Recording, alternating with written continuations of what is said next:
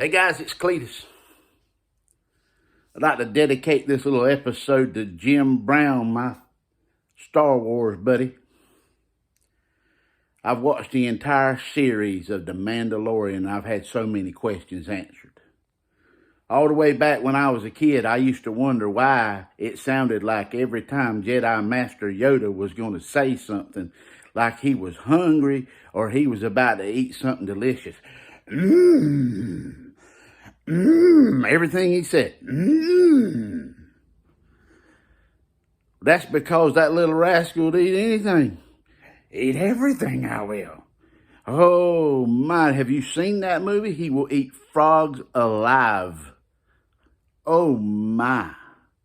My. And now we know why Jedi Master Yoda went to Dagobah. It wasn't because he was trying to get away from the Empire. That rascal was hungry. He went to Dagobah because it was a veritable smorgasbord. There's all kind of swamp frogs in that place. He could eat all the time, anytime he wanted, until Luke got up there and started riding on his back. I tell you what, there ain't no telling how many frogs that he ate out of the Dagobah swampland. And of course, now we know why he needed the Force. Because sooner or later, them frogs had to come out.